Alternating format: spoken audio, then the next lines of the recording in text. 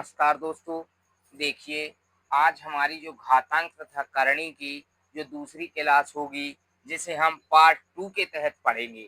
और पार्ट 2 के तहत में हम पढ़ेंगे संख्या पर चर की घात। क्योंकि आप जानते हैं चर राशियां A B C dash dash dash X Y Z तक की जो राशियां होती हैं वो चर राशियां, इसमें संख्याएं लिखी होती हैं और उनके ऊपर चर की घात और उस चर का मान हमें निकालना होता है, जैसा कि आपको इस सवाल में दिख रहा है।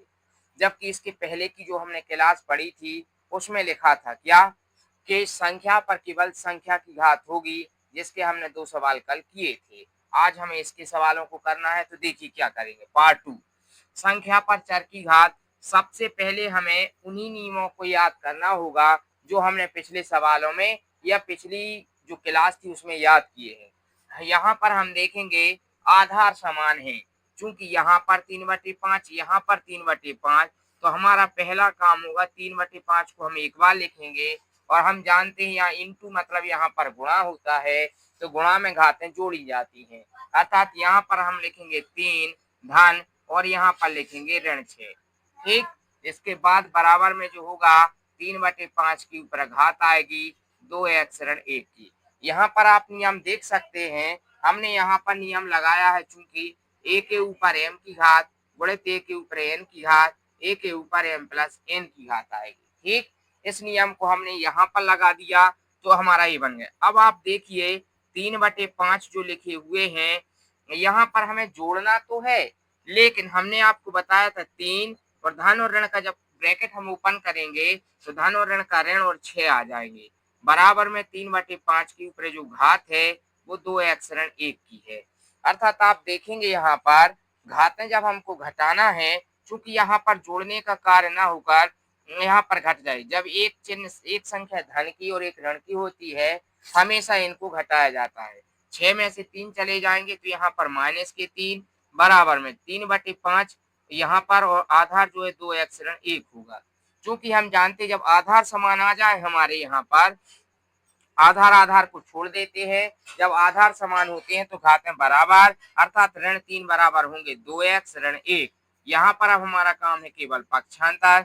एक इस साइड जाएगा तो ऋण के 3 धन के 1 बराबर में 2x। यहाँ के 2x ज्यों के त्यों लिखेंगे। ऋण के 3 में से 1 चला जाएगा, मतलब यहाँ पर बचेंगे ऋण के 2।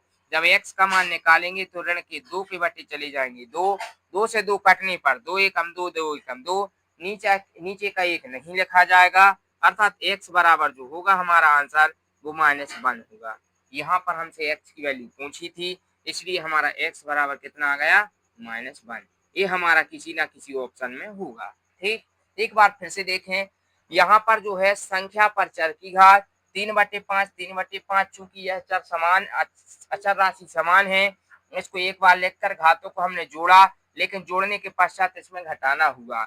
बराबर में यहाँ की घात ज्यों के त्यों चलेगी। आधार समान होने पर ही कट जाते हैं। ऋण 3 और यहाँ की घात आपस में बराबर। यहाँ से आप जानते हैं पक्षांतर, पक्षांतर के बाद गुणा वाली संख्या उसके बटे में लिखकर x की वैल्यू आ जाती थी।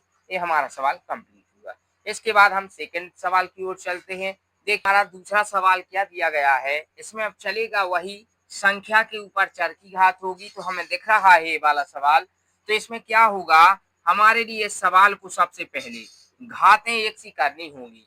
यदि यहाँ पर 8 के ऊपर x धन 1 की पावर है तो यहाँ भी हम 8 की पावर बनाएंगे। क्योंकि पावर को बनाने के लिए आपको 1 से लेकर 20 तक के वर्ग याद करने होंगे और 1 से लेकर 10 तक के घन याद करने होंगे। जैसे कि यहाँ पर हम लिखेंगे 8 के ऊपर x धन 1 की घात बराबर, जब हम 64 को 8 की घात में कन्वर्ट करेंगे तो हम यहाँ पर 8 का वर्ग लिख सकते हैं। यह बेसिक चीज है। यह यहाँ पे आपको 7वीं और 8वीं में सिखाई गई है कि 8 का वर्ग 64 होता है, तो हमने 64 को 8 का वर्ग लिख दिया। अब हम घातांक एवं करणी में जानते हैं यहाँ का आधार 8 और यहाँ का आधार 8, आधार समान होने पर हम इसे छोड़ देते हैं। अर्थात x धन 1 बराबर 2 होगा। यहाँ से जब हम पक्षांतर करेंगे तो x बराबर 2 में से 1 को हम घटाएंगे तो यहाँ पर x बराबर हमारा 1 बचेगा। चूंकि यहाँ पर हमारा सवाल जो है कंप्लीट नहीं हुआ है, क्योंकि हमसे उन्होंने क्वेश्चन में पूछा है कि 3 के ऊपर 2x धन 1 की घात का मान क्या होगा। तो जब हम इसको करेंगे तो यहाँ पर जो x का मान आया है उसको यहाँ लेकर करेंगे तो 3 के ऊपर 2x मतलब 2 गुणित x का मान 1 आ गया धन 1 लिखेंगे। यहाँ पर 3 के ऊपर 2 एकम 2 धन 1 अर्थात 3 के ऊपर 2 और 1 जुड़ के 3 हो जाएंगे और किसी भी संख्या के ऊपर 3 की घात है अर्थात उसको हम 3 बार गुणा करते हैं। 3 गुणित 3 गुणित 3 अर्थात 3 का घन हमें याद है कि 27 होता है और ये हमारा करेक्ट आंसर होगा। ठीक, आज की जो क्लास थी हमारी पार्ट 2, इसमें संख्या पर चर की घात के सवालों को किस प्रकार से करते हैं ये आज हमने सीखा है। अब कल की जो हमारी क्लास होगी उसमें हम पार्ट नंबर 3 के तहत सीखेंगे। पहले तो सीखा हमने संख्या पर संख्या की घात, फिर सीखा हमने संख्या पर चर की घात। अब हम कल की क्लास में सीखेंगे चर पर चर की घात को किस प्रकार से हल करते हैं। ठीक, आज के लिए इतना ही। धन्यवाद।